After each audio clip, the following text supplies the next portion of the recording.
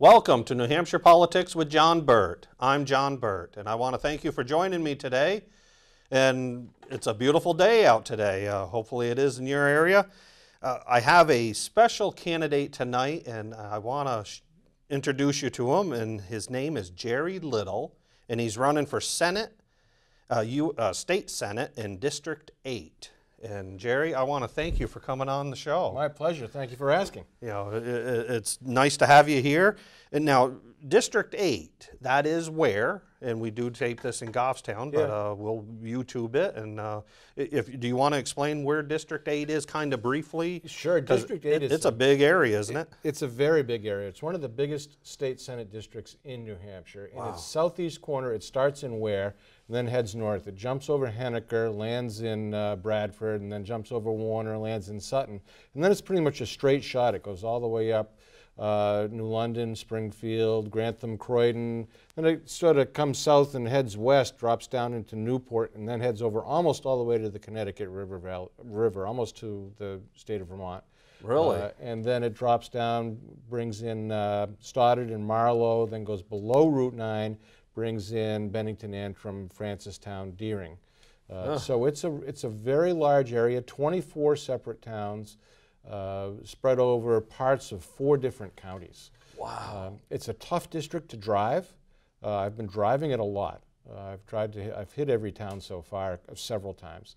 And it's interesting. I was trying to figure out why it was so hard to travel it, and I realized that the Mount Sunapee is in the northern middle part of the district, and then the spine of that runs from Sunapee down to Mount Monadnock runs right down through the middle of this district. Really? And it's got Pillsbury State Park, which is the biggest state park in New Hampshire. It's thousands of acres, right in smack in the middle of it. So you can't go through all of that stuff. You have to go around. So you go up north and come down through, or you go down below and you go up. But it's a beautiful district. It really is. Yeah. Well, you know what I might as well do is how does people get a hold of you? Because sign locations must be extremely hard to get out there with that big of a district. It is. It's going to be tough to get signs up. I'm going to have to rely on people, calling me or bumping into people and saying, sure, you can put a sign in my yard. Well, that's what I'm wondering is, tell the viewers, how to get a hold of you and they could, grab a sign from you. Absolutely. www.jerrylittleforsenate.com. Is my website. Yep. And my personal cell phone number, so you can call me, is 603-660-2248. Yep, good. So they can reach me at either of those. It's an interesting district. 4 towns have more than half of the people in the district. Ware is the biggest town.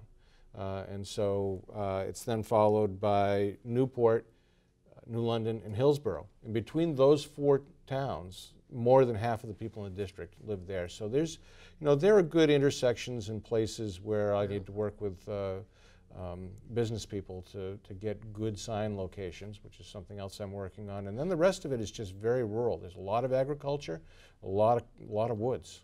Well, I got some good friends out in Croydon. I'll let them know about you. Great. Yeah, wonderful. Yeah. But so I do have some questions that I wrote down, so hopefully we can stay on track. But I was just wondering if you could tell us a little bit about yourself and give our viewers some insight, on what kind of a person you are and kind of where you came from. I'm 59 years old. Yeah. I was born and raised in Concord. Lived there my entire life until just about 9 years ago. My wife and I bought an antique farmhouse in Ware. Wanted to move out of the city and out into the country so we could have a hobby farm.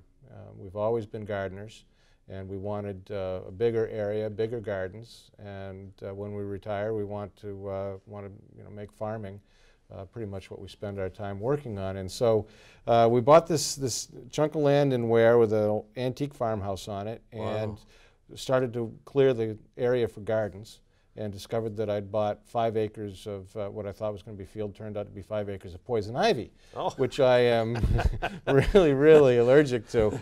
And so I pulled it for a year and really suffered.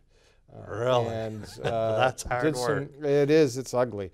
And so I did some research and discovered that sheep and goats eat poison ivy. So we figured, well, we were going to have chickens anyways. We'll just add some goats. Yeah. So we got into raising boar meat goats. which is really interesting. And this year we're converting over to Old English Southdown sheep. Really? Yeah, Oh. but the animals, the four-leggeds, have cleared the land beautifully. They're very helpful for that. So I'm a 9th generation New Hampshire native. Yeah. As I say, lived all of my life right here in South Central New Hampshire. You know, and that's really what my background is and where my Yankee values, family values come from. Yeah, good. Yeah, especially if you've been here that long, you know, your family. Yeah, we have been. Yeah, that's a good amount of time. Now, you know, what was your career background, and you know, how does that prepare you to serve in the state Senate? Yeah, going all the way back, I graduated from Concord High School and UNH in 1977. I graduated from UNH, and it was a difficult time economically in the area at that point in time. There were no jobs to be had. So I started working a degreasing tank up at Webster Valve, you know, working on the machine shop floor.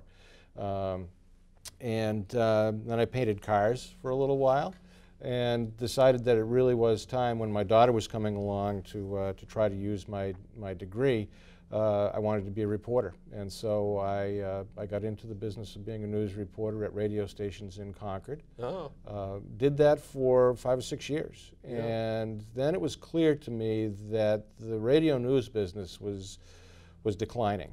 Yes. You know, yeah. back in the day, in the early 80s, every town had 2 or 3 radio stations, and every radio station had 2 or 3 people in the news department. And I was one of those guys. Yeah. And then consolidation happened in that industry, and jobs started to go away, and I could see the writing on the wall.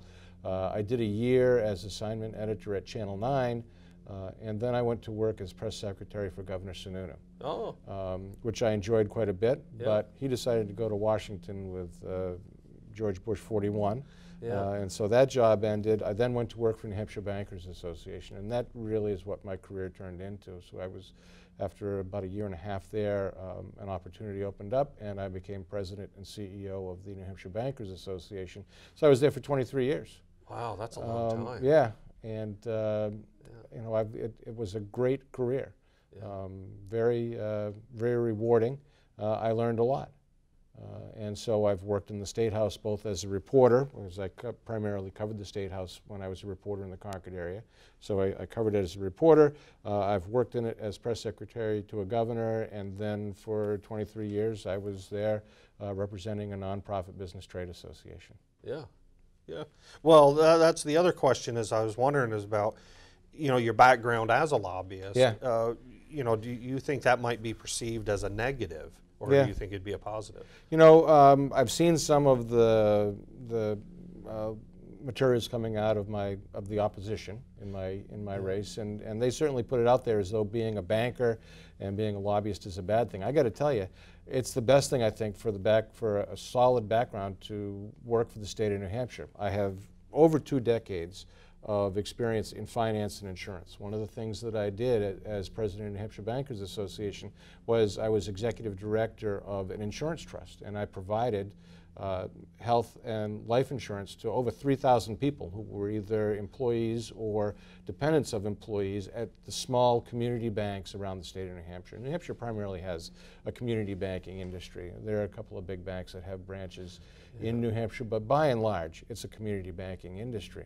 So I've got a strong background both as a manager in running a nonprofit trade association, in the world of finance, in the world of insurance, and yes, a minor part of my time was spent as a lobbyist. Yeah. But what that means is I've got over 2 decades of experience of getting things done in the State House. I know how to work the levers. I know how the process works. And I can, you know, I feel as though about the only way that you would get somebody that was more qualified to run for this position for District 8 Senate is to find somebody who is an incumbent or previously served in this seat. And that's the only way, I think, that somebody's going to have the level of experience to do this job that I have.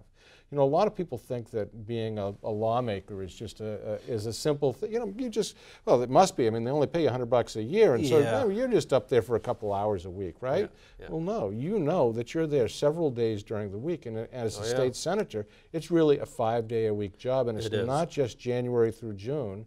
It's year-round. You're basically a full-time employee working for free for the people of the state of New Hampshire, and a lot of people run for state senate, not understanding that that is the level of commitment you're making. I've watched people come in and see them go out after 2 years saying, you know, I can't give this much of myself. While it's a worthy thing to be doing, it really does take over your life. Yes, so it does. It won't be a surprise to me. I know what the job and what the responsibilities are, and that's what I gain from my experience, my background as a lobbyist, but also as the head of the New Hampshire Bankers Association. Yeah, because I know, you know, being in the House, it is a little bit easier.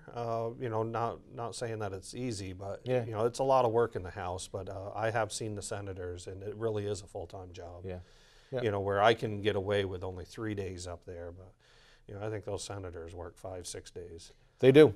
They Yeah. do. And again, the only way that you hold on to the position once you get it is to be totally engaged with your constituents. So that means that even when the legislature goes out of session in June or early July in a budget year, you still need to spend your evenings in the district meeting with boards of selectmen, holding town hall hearings, going to, you know, any community event, just so that you're listening. You know, John, I think that the forefathers intended that public policy be made at the most local level possible, that they Yes. wanted decisions made in the town halls, and if not in the town hall, in the State House, but they didn't want everything that we're getting out of Congress and Washington being pushed down on us these days. And Yeah. to me, the way that we maintain that local flavor and that local control is by our representatives, yourself and me, hopefully as a state senator, being out in the towns and in our communities constantly, asking people how they're feeling and what do they need. Yeah, yeah, it is that. Yeah, and that's what makes New Hampshire, I think, one of the greatest states. Absolutely. You know, you get some of the big states, and they just don't have that. Yeah, I mean, I've been fortunate that my previous job at the Bankers Association had me traveling all around the country. And no matter where I go, you say to people, I'm from New Hampshire, they know two things. They know live free or die, Yeah. and they know that you've got the third largest legislature in the free world, English-speaking free world. Yeah. And they say, how big is that legislature? And you say, 424 people, 400 in the House and 24 in the Senate. And they just go, how can that possibly work? And you say to them, it's the best possible way for it to happen. Yeah, it does. Because it keeps the lawmakers close to the people, and local government is the best government. Yeah. Well, one thing I really like about New Hampshire is the ethics. Yes. You know, I mean, it is strict. You know, if somebody, you know, one of the viewers want to take me out to lunch, it's $24.99. Yeah, absolutely. It hits that $25 mark, I'm in trouble. Absolutely. And that's the way it should be. Yeah. You know, as you know, when you were the lobbyist up there, you must have realized, you know, what was, you know, We you know, ran the things. ethics. Yeah, You know, and that must followed over onto you there. absolutely. We ran things very, very tightly at the Bankers Association. We just didn't take people out to lunch, and we didn't invite them to our conventions or anything like that because, you know, every once in a while we would, but it was so much work because they'd have to put a request in, Yes. and you'd have to get it approved. And so rarely did we ever invite anybody to come to a meeting or a convention because it was so much work for them, frankly, to be able to come to talk to us. And as far as doing campaign donations, we never went to anybody and said we'd like to make a campaign donation. Everybody had to come to us and send us a request in writing for a campaign donation, and then we kept books, immaculate books that said, Yeah. that showed specifically that we never approached anybody and said we'd like to give you some money. They would always come to us and say, could you give me a little bit of money for my campaign? We'd say, if you put it in writing, we'll put it in front of our legislative committee and see if they approve it. So the ethics are very, very high at the State House, and if you follow them and if you keep follow the rules and keep the paperwork, you're fine. That's right. Yeah, yeah. Unlike Massachusetts, I always throw them under the bus. When you know, the last 4 speakers have served time in jail for corruption down there, and you know, we don't have that up here. No, we don't. Now, with your background in banking, you know, would you try to get on the finance committee, or? I'd love to be on the finance committee. I think, you know, 'Cause that's a big committee. That's a big committee. Really a big commitment. And that's a committee that does meet all year round. Yes. So I'd love to be on the finance committee. I'd love to, you know, to work on the budget. I'd like to serve on the commerce committee. because I am interested in business issues, and I think that the biggest issue that's facing the state really is jobs, and we've got to get the economy rolling again. But I'd also like to serve on environment and agriculture, because agriculture, as I mentioned, my wife and I have a hobby farm, and I've been driving the district, and I see a lot of agriculture. It's a very rural district, but there's a lot. There's dairy, there's blueberries, there's a lot of maple, and there's getting to be more and more vegetable gardening going on, supplying for farmers markets, and so I would like to be able to help those people too. Yeah. You're right, Jerry. In this area, with all these farms, and there are a lot of small farms too. So if you got on that committee, and I'd love to jump on a committee and up to the State House, I think that there are some rules that probably should be relaxed. I know one is milk.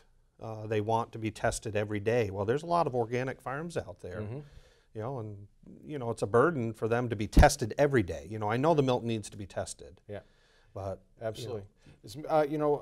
John, just yesterday I was up in the northern part of the district and talking with people involved in agriculture, and I asked them, if I'm fortunate enough to be elected to the state senate, what could I do there to make your lives better, to help you run these farms and support your effort to provide food to those of us who live in the state of New Hampshire? And I was surprised by their answer. Their answer was, fix the workers' comp situation in the state of New Hampshire. Yes, absolutely. So, here I'm talking with a dairy farmer, and we've been through the conversation about how it's really a federal issue where the price of milk is set by the federal government, and so when there's excess supply, the price plummets, and when there's not enough, the price skyrockets, and so they're stuck with this up and down spikes and troughs in the price of milk, and they can't do their business plan because they don't know what the future is going to bring. But he said what you could do, what's really killing us, he said, if I climb a ladder and I'm painting on the side of my house and I fall off and I break my leg, let's say that's going to cost $1,000 at the hospital to get my leg fixed. But he said, if I go to the other end of the property and I'm on the ladder and I'm painting on my barn, because it's a piece of my business, if I fall off the ladder, it's going to cost $2,000 to $3,000, 2 to 3 times as much, simply because I fell off the ladder while it was leaned on the barn, not while it was leaned on the house. Yeah. And so he said to me, here at a dairy farm, 12% of my payroll expense is workers' compensation. He said, that's far too much. He said, it's even worse in forestry, which is another big agricultural business in the state of New Hampshire. He said, those guys are paying 48% of their payroll on workers' compensation because you have this disparate fee situation for workers' comp versus just a common injury or illness. And so, so that's an issue that applies to all small businesses in New Hampshire, something that really needs to get addressed. Yeah, no, I would love to work with you on that because we do, that is a huge issue that, I'm hearing all the time. Yeah. From businesses too. Right. Yeah. That affects everybody. That'd be a good one to grab. Mm-hmm. Yeah. Absolutely. But, on the next question is, what do you think is the biggest challenges facing New Hampshire right now? Yeah, it's got to be the economy. You read in the paper or you hear from the federal government regularly that, things are getting better. But when I go out into the district and I talk to the small business owners and I talk to people, and they say to me, you know what, I'm losing ground. At best, I'm holding on and things are flat, but it's been flat for 4, 5, 6 years. Yeah. So we really need to, I think, figure out ways to get the economy rolling again in the state of New Hampshire. And it's going to be hard in places like District 8 where there aren't an awful lot of large employers. New Hampshire is a small business state. 95% of the businesses in the state qualify for the federal definition of being a small business, which I think is under 100 or 150 employees. Yes, yeah. And so, we've got to find ways to give these people some help, and also ways to help people that have an idea, a hand up to get their businesses started. Yeah, yeah. That would be a good, good something we have to look at. And then, the BET tax, that's pretty high and, compared to the rest of the nation. We have to work on that. We have very high business taxes, without a doubt. I just read Rick Santorum's new book, the title is Blue Collar Conservatives. And he makes a very strong argument that demographics are kind of working against the Republican Party. But our message of family values and rewarding hard work is one that sells all across the country, and you know it sells really well in the state of New Hampshire. Yeah. So we said, you know, what we need to be doing as Republicans is to be looking for ways that we can support and reward hardworking, blue-collar, middle-class workers. Yes. He's got some interesting ideas in the book, Yeah. And I'd like to see how many of them we can put to work in New Hampshire. Yeah. Yeah, no, Rick Santorum, he's a good guy. Yeah. You know, good, you know, that, yeah. Well, let's take a small break here, but when you get back, I want to talk about, you know, the sit-in senator that you're going to be replacing. Sure. And so we'll chat about him when we get back. Sounds And great. So we'll be right back in a couple minutes.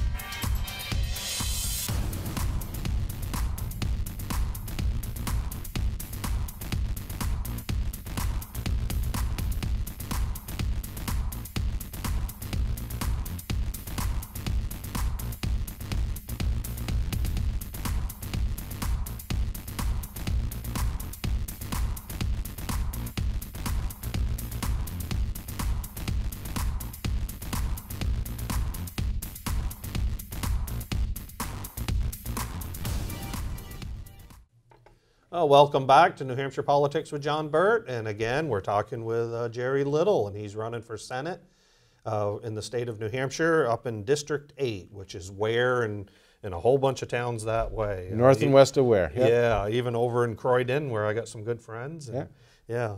Yeah. And what I was going to talk to you about is that you are running to replace a sit-in senator, Bob Odell, Senator Odell. Yep. Of New London. You know, I thank Senator Odell for his service. He was up there quite a few years.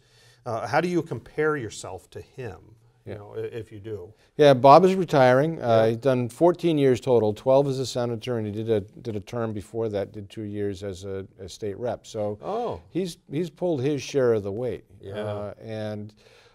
I compare myself to Bob as a bit similar, quite similar, but maybe a bit more conservative. Bob is a consensus maker. You know, he knows how to work the process, and you know, there's a big difference between lawmaking in New Hampshire and lawmaking in Washington. It's, you know, nothing ever seems to happen in Washington. No. You can't get anything to move. And in New Hampshire, when bills get submitted, they're going to get a hearing, and they're going to be acted on. Yes. There's no pocketing of pieces of legislation. They're all going to come out, and they're all going to get a hearing, and they're all going to get voted on in the originating body. And if they pass that, then they're all going to get a hearing, and they're all going to get voted on in the second body. Yep. So to keep the process moving, you really have to have people like Bob Odell who can bring parties together and sit them down and say, okay, folks, you know, we've got a short amount of time here.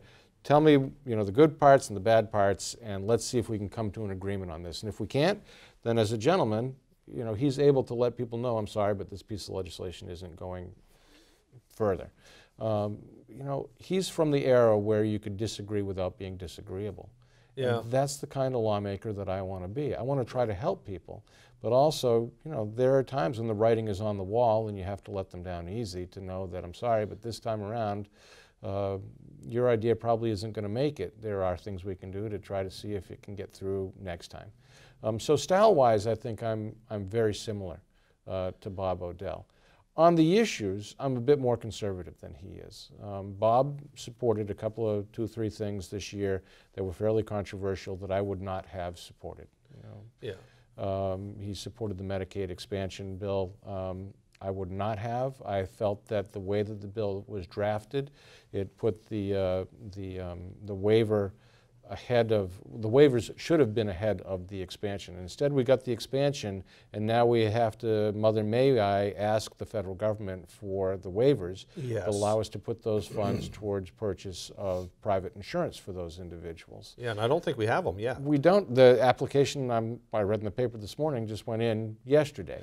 Okay. I guess the Finance Committee approved the submission of the waivers. So, you know, the way the plan is supposed to work in New Hampshire is we're going to have those waivers so that we don't have to expand Medicaid. Instead, we use the funds to purchase private insurance for the people that qualify. Yes, yep.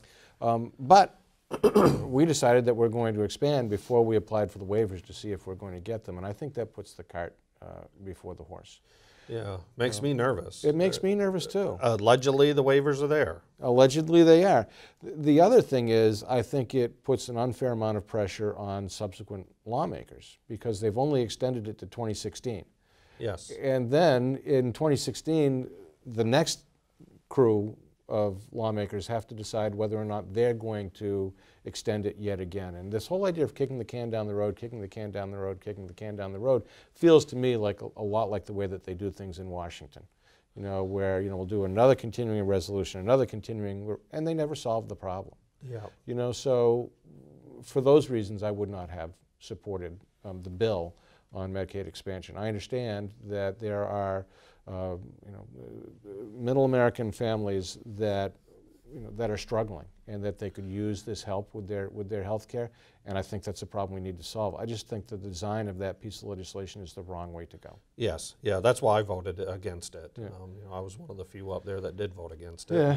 And I think for similar reasons, you know, I wanted the, you know, the guarantee from the government before I even Right. looked at it. Yeah. But then the other was, is this the right road to go? You know, isn't there a better way to help, you know, the families that truly need help? Exactly. And those are the ones I only want to help. Yeah. So I wouldn't have cast that vote in favor. Yeah. Senator Odell voted to repeal the death penalty. I would not have done that. Yeah. And he also voted for the increase in the gas tax. I wouldn't have done that either. Now, we do have roads that need a lot of help in Yes. the state of New Hampshire, Yep. without a doubt. But there's something like $80 million that gets siphoned out of the highway fund every year for services provided by the Department of Safety. I think they're probably very important services.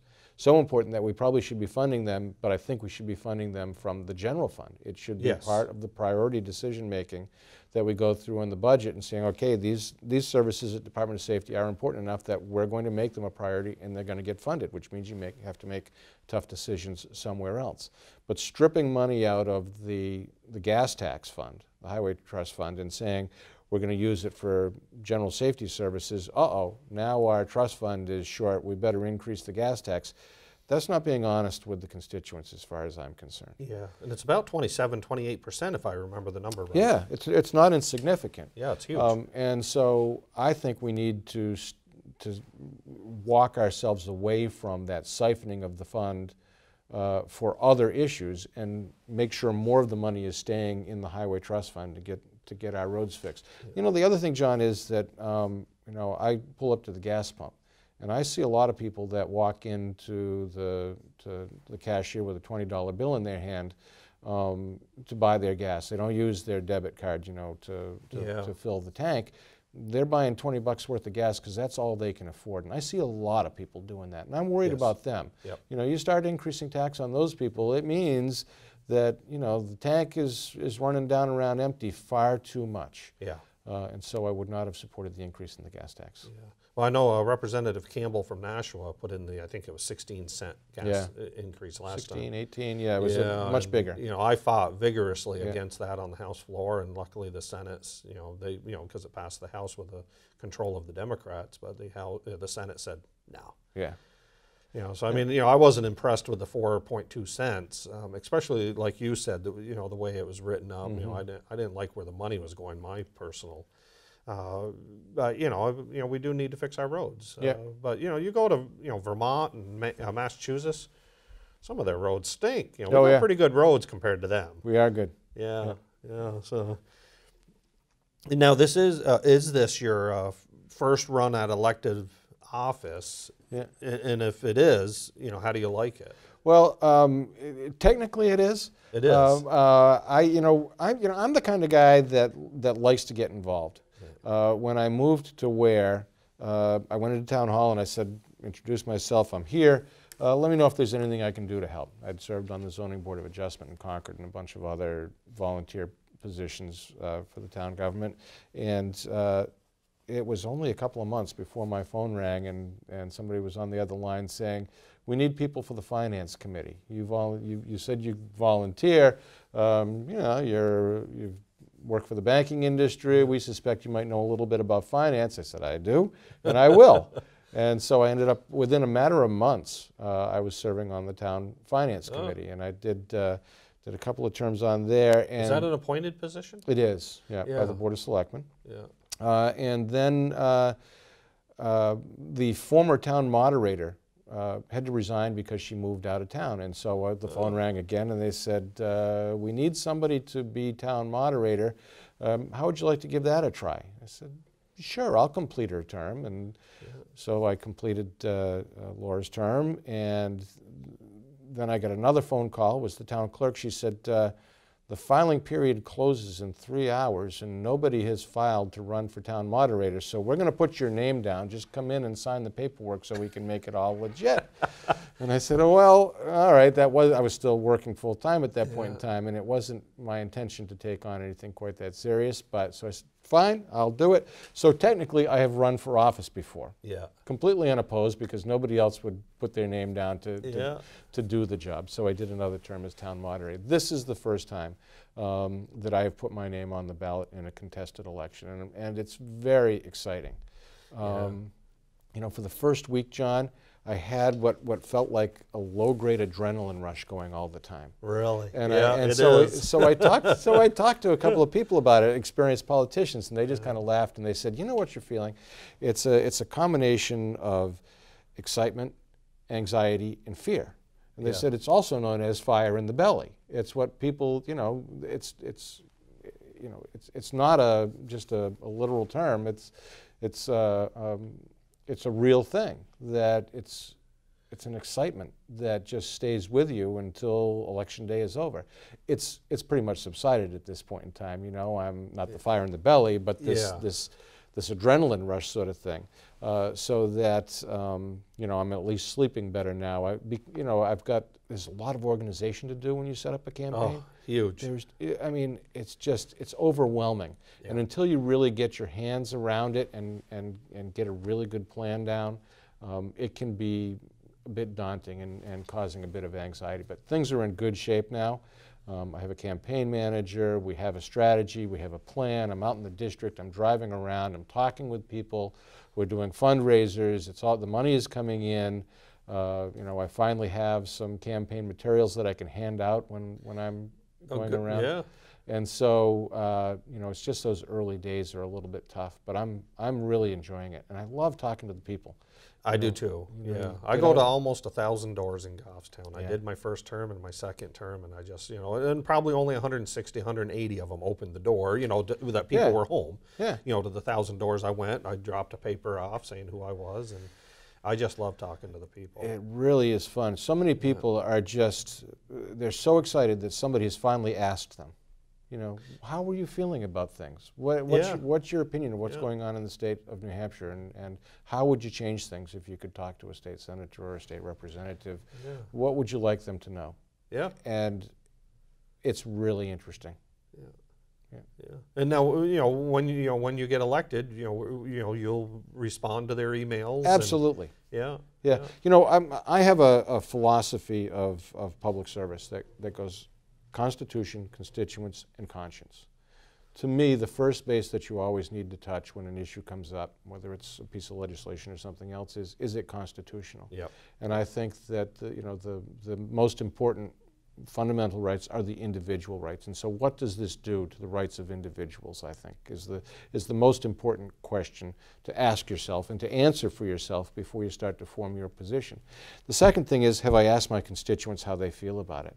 And that gets back to my earlier comment about the importance of local government, that our forefathers wanted decisions made in the town halls and in the state houses, because those folks are living among their constituents, and so to be out going to selectmen meetings and any place where people are getting together, you know, Old Home Day and patriotic celebrations, 4th of July parades, the whole deal.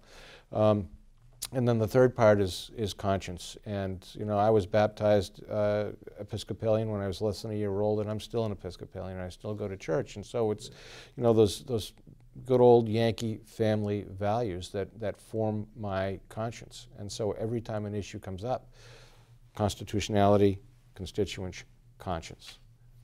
Yeah, that's pretty much how I do it. Yeah. You know, I check to make sure it's in the Constitution that we can do this. Absolutely. And if it's not, then not we doing can't. it. Yeah. Yeah. You know, and luckily, you know, most of my constituents are on my side. Yeah. You know, I get a few emails, you know, well, please vote this way, and I always respond to them, even if they're, you know, on the opposite side. And I think that's very important, Jerry, to do that. Absolutely. And I will certainly, you know, always, you know, return telephone calls. Can't guarantee I'll always be there to answer it when you ring, but Yes. you know, leave a message and I'll always call back and always reply to emails. Yeah. Well, that's what I tell my constituents, you know, when, you know, because I'm only serving one town, even though I am going to go to 3 towns this Right. coming election. Yeah. But you know, when you get 10 calls in one night, which is rare, but you know, occasionally on a big bill you can. Absolutely. I try to return them all, but you know, sometimes it takes a day to get back to them. Yeah. Yeah. But you know, but you'll have a staff up there. See, the House don't get a staff. Yeah, I guess the senator shares an admin assistant, I guess. Yeah, yeah. You know, that must help a lot. I'm sure it does. Because I can't imagine, you know, the caseload. Well, senators also get 3 or 4 committees to serve on. Where most representatives serve on one. Yep. And you know, there are 24 of them every year, and this always amazes me. As you know, every year we get between 800 and 1,000 pieces of legislation in the state of New Hampshire. Now, my first reaction to that every time I hear it is, there can't be that much wrong with the state of New Hampshire that we need 1,000 bills every year. Yeah. But it's a simple fact. It's been going on for so long that seems to be about the number of bills that we get every year. Yep. So you think about it, there's 400 members in the House that are going to hear 1,000 bills. There's 24 members in the Senate that are going to hear about 800 to 1,000 bills.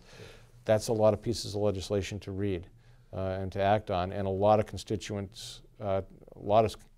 input to cipher through. So, yeah, I guess a senator shares an administrative assistant with another senator. Yeah. One person for 2 senators.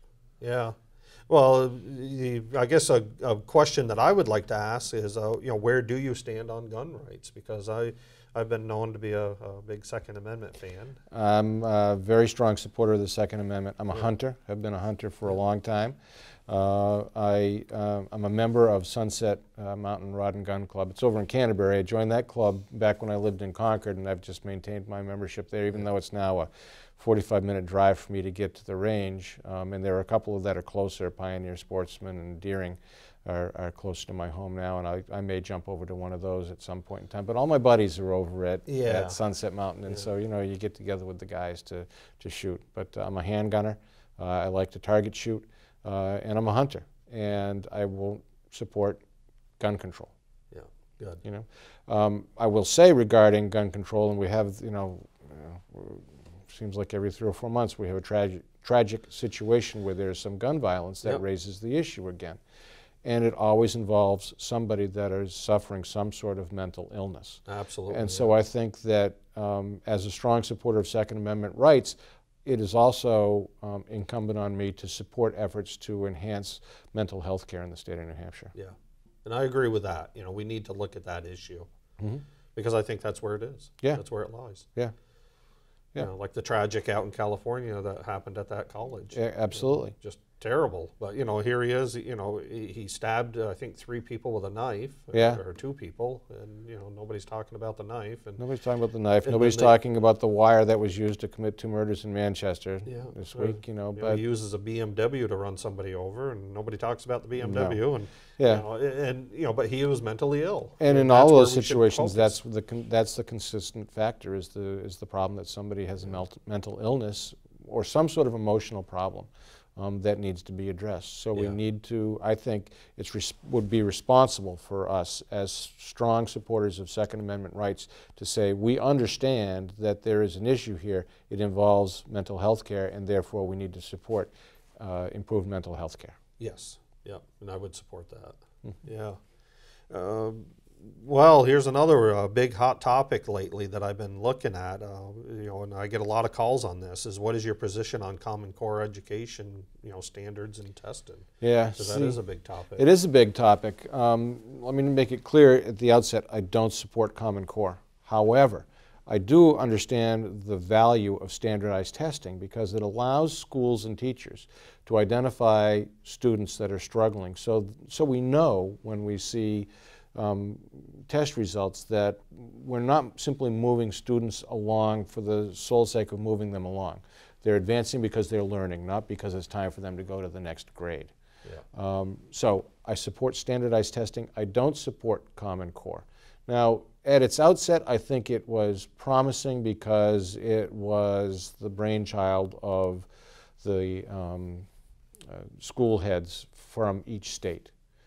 So you had the head of the school board or Department of Education from each state getting together to talk about standardized testing. And the concept was we want a standardized test so that when we test somebody in New Hampshire and in the middle of 7th grade they move to Nebraska, we know where they stand because they took the same test.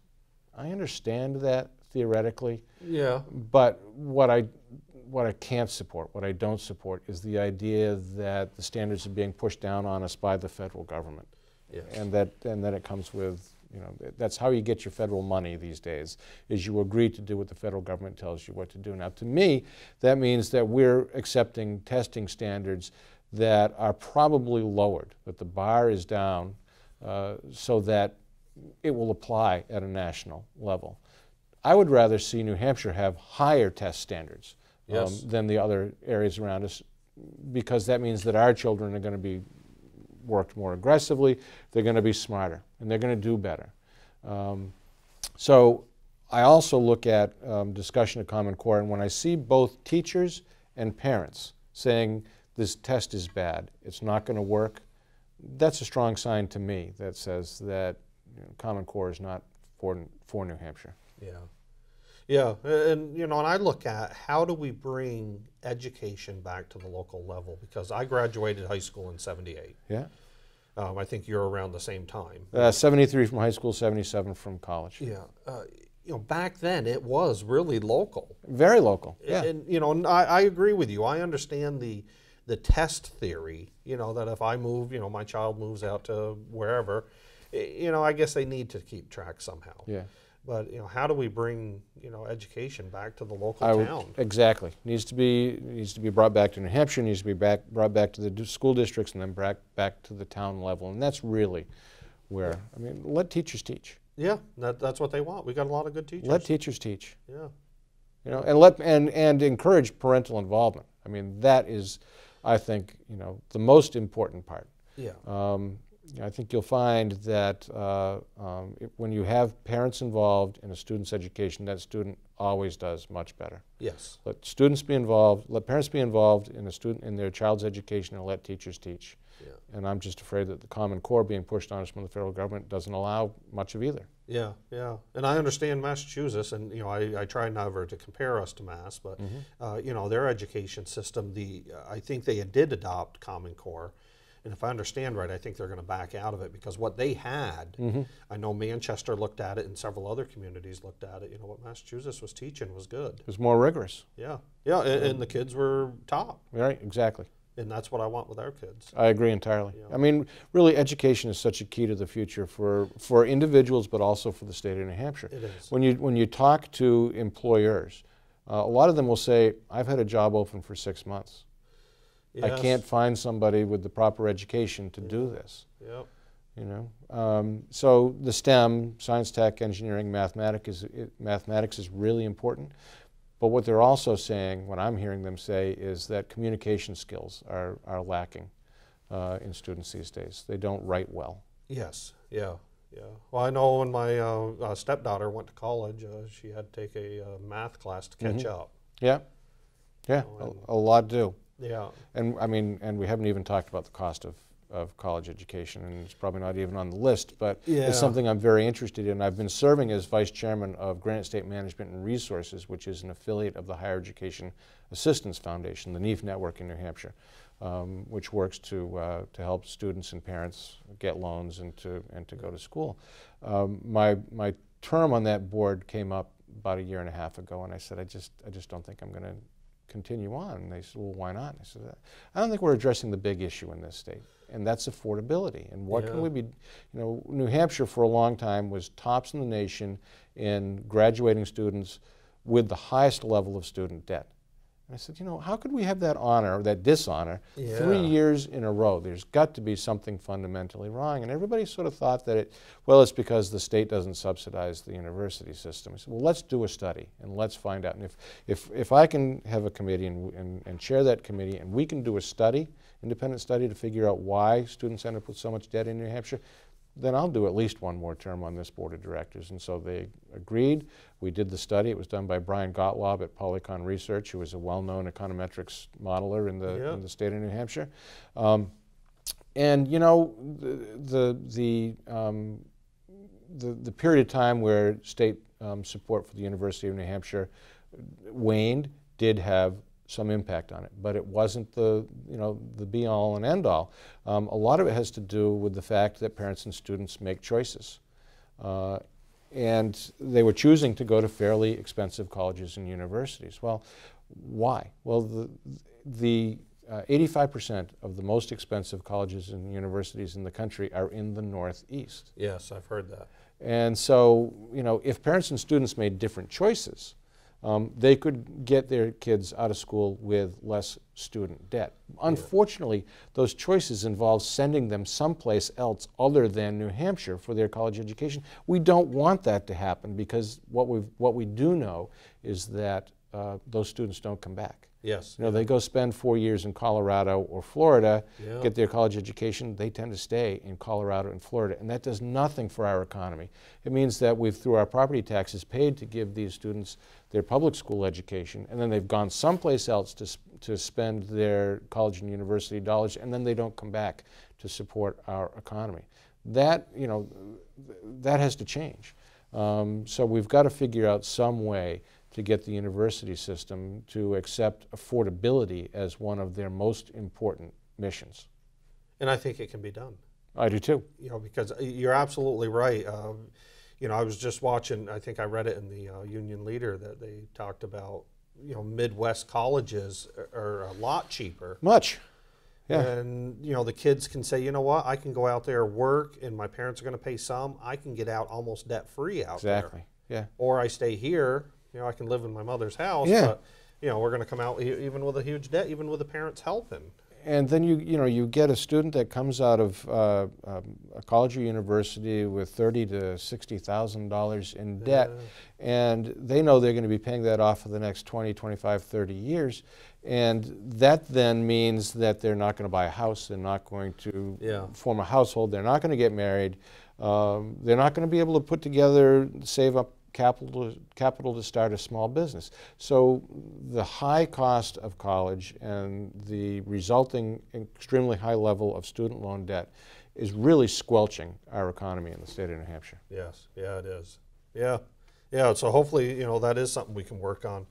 Where do you stand on the idea of implementing a sales or an income tax? I oppose new broad-based taxes in New Hampshire. You do? Yeah, I do, without a doubt. Yeah. I just feel that it would be such a negative hit.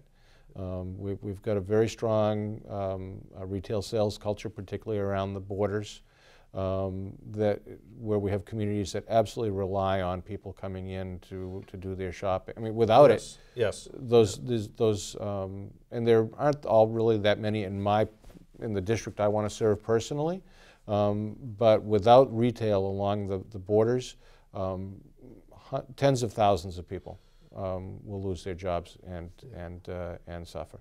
And an income tax, it's been the third rail of politics in New Hampshire for so long. Yes. It's you can't serve. Yeah. And personally, I don't believe in it. I think we're taxed well enough. We don't have a revenue problem in the state of New Hampshire. I agree with that. We have a spending problem. Yeah. Well, I'll tell you a real quick story, Jerry. Is my first term I was on municipal and county, and this one lady came in. She was from Keene area, and she was testifying on this bill, and it was to do with spending money. And all of a sudden, and it was funny to see all the state reps. She goes, I don't know why we just don't have an income or a sales tax.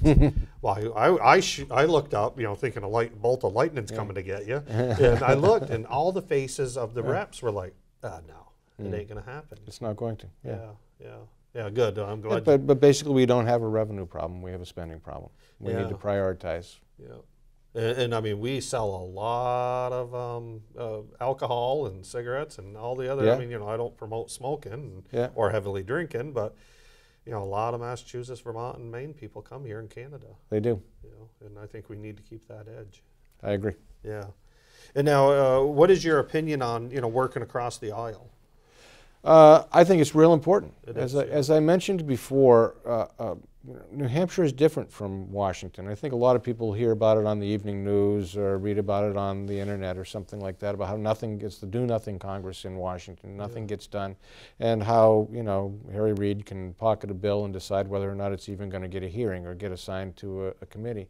It doesn't happen that way in New Hampshire. Every piece of legislation that gets submitted is going to get a hearing. It's going to get debated, and there's going to be a vote at the committee level and then at either the House or the Senate level.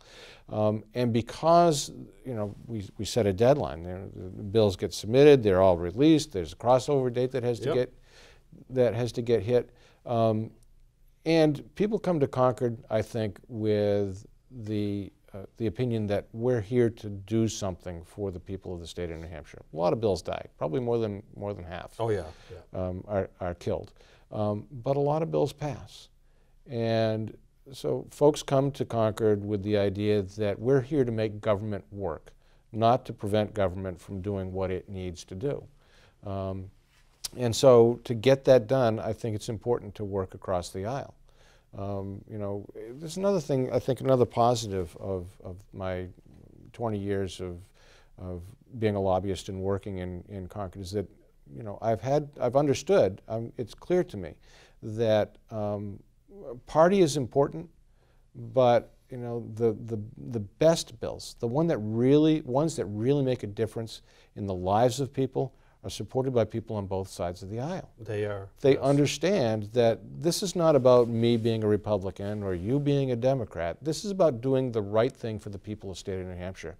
And so to do that, to do the right thing for the people of the state of New Hampshire, you need to look for and support legislation that has the support of both parties. Yes, absolutely. Now that doesn't mean that there isn't going to be some partisanship in there, and that there's something that can be perfectly good. Tax situations, for instance. To do the right thing for the state of New Hampshire, you may find it partisan and one side going for it and one against. And in that instance, I'm going to be with my party. Absolutely. But really, I think some of the best pieces of legislation that do the most for people of the state of New Hampshire have people from both Republican and Democratic sides of the House and the Senate. Yeah. Well, we're winding down. We got about a minute left. If you want to, tell the viewers why you should be and also give your contact information.